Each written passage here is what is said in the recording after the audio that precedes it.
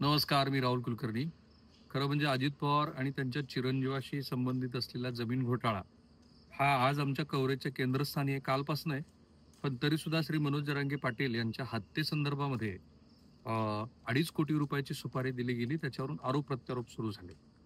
आज सकाळी आम्ही ती बातमी ब्रेक केली, की श्री गंगाधर काळकुटे यांचा मुख्य तक्रार अर्ज काय? ती घटना कशी घडली? आणि मग ती घटना मी तुम्हाला शेवटी सांगेन आणि त्याचा अन्वयार्थ तुम्ही काढा. पण त्याच्या आधी आज दिवसभरात काय झालं बघा.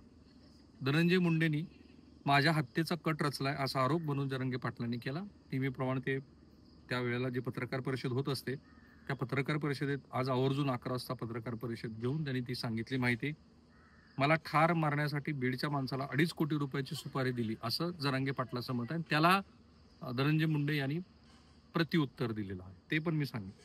धनंजय मुंडेंनी माझ्या हत्येचा कट रचला असा आरोप मनोज जरांगे पाटलांचा आहे. आणि ते असं म्हणाले, की आज ही वेळ माझ्यावरती आलेली आहे, उद्या इतर नेत्यावरही येईल. त्यामुळं हा विषय गांभीर्याने घेण्याची गरज आहे. माझ्यासह इतर अनेक नेत्याबद्दल संशयित आरोपीकडे माहिती आहे. त्यांनी सावध राहणं गरजेचं आहे. जो व्यक्ती स्वतःच्या बहिणीविषयी वाईट बोलू शकतो, तो तुम्हाला व्हिडिओ आठवत असेल, जो विधानसभा निवडणूक 2019च्या आधी तो व्हिडिओ धनंजय मुंडे यांचा आला होता आणि ज्याच्यावर नंतर त्यांनी स्पष्टीकरण दिलं, पण तोपर्यंत तो बाण सुटला होता. त्याचा निवडणुकीच्या निकालावरती काहीही परिणाम झाला नाही. पण हे त्यांचं वक्तव्य हे त्यावेळेला वादग्रस्त ठरलं होतं, ते बरोबर आहे. अ, जो व्यक्ती स्वतःच्या बहिणीविषयी वाईट बोलू शकतो, अशी प्रवृत्ती राजकारणात संपवली पाहिजे. मुख्यमंत्री देवेंद्र फडणवीस यांनी लक्ष दिलं पाहिजे. माझ्या गाडीचा अपघात करत मला ठार मारण्याचा प्रयत्न होता, असा आरोप मनोज जरांगे पाटील यांचा आहे. बीडच्या कांचन नावाचा माणूस आहे, तो धनंजय मुंडे यांचा कार्यकर्ता आहे. धनंजय मुंडे यांनी माझ्या विरोधात हे षडयंत्र रचण्याचं काम केलं आहे. मराठा समाजाच्या नेत्यांनी हा विषय गांभीर्यानं घेण्याची गरज आहे. कारण वेळ तुमच्यावरही येणार आहे. माझं तुमचे मतभेद असले तरी सुद्धा तुम्ही हे सगळं बघा. 2.5 कोटी रुपयाची सुपारी कशी ठरली त्याचे त्यांनी तपशील दिले. मनोज जरांगे पाटलांच्या मते बीडचा तो कार्यकर्ता जो संशयित आहे, तो परळीला त्याला घेऊन गेलं. मुंडेंनी त्यांच्यासोबत बैठक घेतली. दोघांची भेट झाली. मग यांचं 2 कोटी रुपयामध्ये करायचं ठरलं आणि 50 लाख रुपये त्याच्यात आणखी द्यायचे ठरले. यापूर्वी त्यांनी 6 कोटी रुपये असेच नासवले आहेत. यानंतर त्यांचे घातपाताचं सुरू झालं. धनंजय मुंडेंनी हे करायला सांगितलं, या आरोपींना माहिती आहे. काहीच जमलं नाही तेव्हा संभाजीनगरच्या झालटा फाट्यावर धनंजय मुंडे या आरोपीची वाट पाहत थांबले. हे खरं आहे की खोटं आहे हे तुम्ही शोधा. त्याचवेळी त्यांनी तिथे चर्चा केली, की तुम्हाला गोळी औषधं देतो. हे आरोपी भाऊबीजेच्या दिवशी त्यांना भेटले. आंतरवालीमध्ये बडे नावाचा कोणीतरी यामध्ये सहभागी आहे. आंतरवालीमधील बडे नावाचा कोणीतरी यात सहभागी आहे. म्हणजे हे किती गंभीर स्वरूपाचे आरोप आहेत बघा.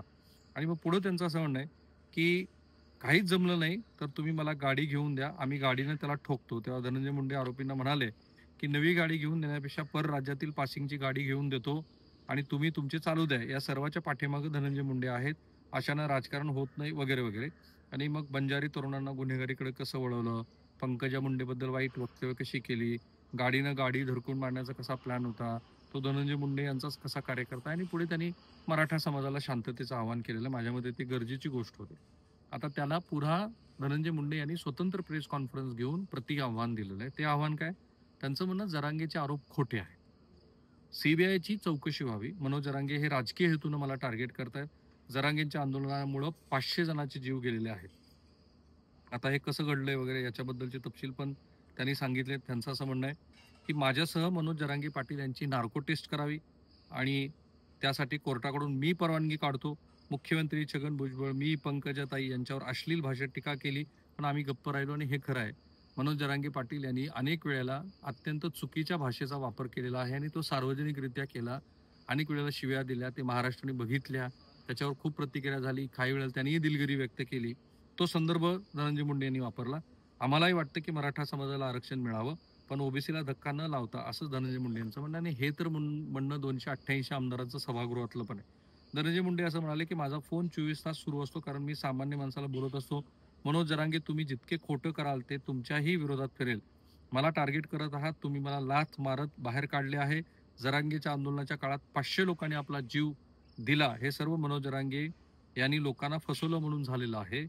आता ऑन एअर धमकी देतात, त्यांच्यावर का कारवाई केली नाही, असं त्यांचं म्हणणं आहे. धनंजय मुंडे म्हणाले, की मला संपून टाकतो. हे ऑन एअर धमकी देत असेल तर त्याचे काय करणार? मुख्यमंत्र्यांना संपून टाकेल असं म्हटलंय. मग त्यांना कायदा काही का करत नाही? सामान्य माणसांना मोठं करण्यासाठी मी काम करतोय. मराठा समाजाने काही करावे म्हणून त्यांचा आदेश होता का? त्यांचीच माणसे पाठवून हे सर्व घडवून आणतायत. या प्रकरणी सीबीआय चौकशी करावी आणि नार्को टेस्ट करावी. तोपर्यंत मी शांत बसणार नाही. त्यांच्या विरोधात जे बोलेल त्यांना मारतात. यांच्यापुढे समाजामुळे यांच्यामुळे समाजामुळे मध्ये अंतर पडले आहे. तुमच्या मेव्हण्याचे किती वाळूचे ट्रक पकडले, त्यावर काय कारवाई केली, साधारण माणसाला MPAD मध्ये घालतात, याच्यावर काय कारवाई झाली, असा सवाल धनंजय मुंडेंचा आहे. मी 2002 मध्ये मराठा आरक्षण मागितलं होतं असंही त्यांचं म्हणणं आहे. मी मराठा समाजासाठी काम केलं असंही धनंजय मुंडे म्हणतात. या 2 प्रश्नाची उत्तरं द्या असं त्यांचं म्हणणं आहे. ते 2 प्रश्न कोणते? की मराठा समाजाला ओबीसी मध्ये जाऊन खरोखरच फायदा होतो का? EWS मध्ये मराठा समाजाचा फायदा आहे, याचं उत्तर त्यांनी महाराष्ट्रातल्या जनतेला द्यावं. ओबीसींच्या आरक्षणाला धक्का लागणार नाही हे आम्ही बोललो होतो. जातीमध्ये वाद निर्माण झालेले आहेत आणि हे खरं आहे. या आरक्षणाच्या निमित्तानं महाराष्ट्रातलं, विशेषतः मध्य महाराष्ट्रातलं सोशल फॅब्रिक पूर्णपणे उसवलेलं आहे. आता हे याला कोण जबाबदार ते प्रत्येकाने आपापल्या पद्धतीनं बघावं. कारण जरांगे पाटलांची भाषा जेवढी अयोग्य होती त्याच पद्धतीनं महाराष्ट्र राज्याच्या मंत्रिमंडळातल्या मंत्र्यांची भाषा पण काय होती हे महाराष्ट्र बघतोय. महाराष्ट्रात जरांगेमुळं वाईट परिस्थिती निर्माण झाली आहे. हे वातावरण आपल्याला सुधारायचे आहे. बीडमधल्या एका लोकप्रतिनिधीला फोन केला तेव्हा ज्यांची घरं जळली, ही प्रवृत्ती कुणाची आहे? कुणालाही संपवण्याची ही प्रवृत्ती कुणाची आहे? मला तलवारीनं मारायला आलेल्या लोकांना मी दुसऱ्या दिवशी चहा पाजला आहे. पुढे ते असं म्हणतात की तुमची मारामारीची प्रवृत्ती आहे, एकदाच संपून टाका आम्हाला. जरांगे रोज शिवीगाळ करतात, हेही खरं आहे काही प्रमाणामध्ये. आता मूळ ह्याचा जो भाग आहे तो मी तुम्हाला सांगतो. श्री गंगाधर काळकुटे यांनी जी तक्रार दिली त्या तक्रारीमध्ये काय घडलं, तर मनोज जरांगे पाटील यांना भेटण्यासाठी त्या तक्रारीप्रमाणे 3:30 वाजता 2 तरुण आले. त्या तरुणांनी सांगितलं की अमुक एका मोठ्या नेत्यांनी तुमची सुपारी दिली. त्या तक्रारीमध्ये कुणाचंही नाव नाही मोठ्या नेत्याचं, पण मोठ्या नेत्यांनी ती सुपारी दिलेली असं म्हटलं. त्यावेळेला मनोज जरांगे पाटील आणि त्यांचे सहकारी बसलेले होते आणि त्याचं व्हिडिओ चित्रीकरण केलं. पुन्हा तो पुनश्च परत गेला. दुसऱ्या दिवशी तो आला. दुसऱ्या दिवशी पण त्यांनी हेच सगळे तपशील सांगितले, ज्याचं त्यांनी व्हिडिओ रेकॉर्डिंग केलं. ते व्हिडिओ रेकॉर्डिंग केल्यानंतर काळकुटे यांनी 4 तारखेला जालना पोलीस अधीक्षकाकडे तक्रार दिली. त्या तक्रारीप्रमाणे त्या दोघांना ताब्यात घेतलं गेलं. ते कुठल्या अंमलाखाली होते का, हा खरा तर चौकशीचा भाग आहे. आणि त्याच्यामध्ये मग त्या दोघांच्या चौकशीमध्ये काय नेमकं झालं याचं उत्तर पोलिसांनी द्यायला हवं. कारण हे आरोप प्रत्यारोप आहेत. एक कुठला तरी व्यक्ती आहे जो हेरसे सांगतोय की असं घडलं अमक्याला. ज्याला प्रत्यक्षात सुपारी दिली तो व्यक्ती नाहीये, त्यांनी ऐकलेलं आहे आणि त्या ऐकलेल्या व्यक्तीनं मग ह्या गोष्टी केलेल्या आहेत. त्यामुळं हे मनोज जरांगे पाटील यांच्या एकूणच सुरक्षेच्या दृष्टीनं महत्वाचं असल्यामुळं आरोप प्रत्यारोपाच्या पुढे जात जालना पोलिसांनी अधिकृतपणे प्रेस कॉन्फरन्स घेऊन त्या व्यक्तींनी खरोखरच तसं काही ऐकलंय का, ते कुठल्या अंमलाखाली हे सगळं सांगत होते की त्यांना मनोज जरांगे पाटलांची भेट घ्यायची होती म्हणून त्यातनं केलेला हा उपद्व्याप आहे. तर ह्या सगळ्याची उकल व्हायला हवी आणि मनोज जरांगे पाटील यांच्या सुरक्षेच्या दृष्टीनं सरकारनं योग्य ती पावलं उचलायलाच हवीत. कारण जरांगे पाटलांच्या बद्दल किंवा अगदीच श्री धनंजय मुंडे यांच्याही बद्दल कुठली गोष्ट घडली तर समाजाला राज्याला ते काही फारसं योग्य असणार नाही. कुठलाही लोकप्रतिनिधी खरोखरच एवढ्या स्तराला जाऊ शकतो का, ह्याही प्रश्नाचं उत्तर शोधायला पाहिजे. कारण त्याचं सामाजिक जीवन आहे, जो ऑलरेडी त्यांना मंत्रिपदाचा राजीनामा द्यावा लागलेला आहे. त्यानंतर एक राजकीय अंधकार त्यांच्या समोर आहे. असं असताना एखादा नेता असं करू शकतो का? केलं तर मग ते खूपच मोठं धाडसाचं काम आहे, मनोज जरांगे पाटील म्हणताय तसं. आणि जर त्यात तथ्य असेल तर मग आपल्या राजकारणाचा स्तर किती घसरला तेही सिद्ध होतं. मला फक्त एवढंच तुम्हाला सांगायचं होतं, हे काय म्हणलेच्या मध्ये तक्रार आहे आणि पोलिसांची याच्यात काय भूमिका आहे ते तुम्हाला सांगितलं. आय होप की तुम्ही हे महाराष्ट्राच्या कानाकोपऱ्यात पोहोचवा. थांबूया.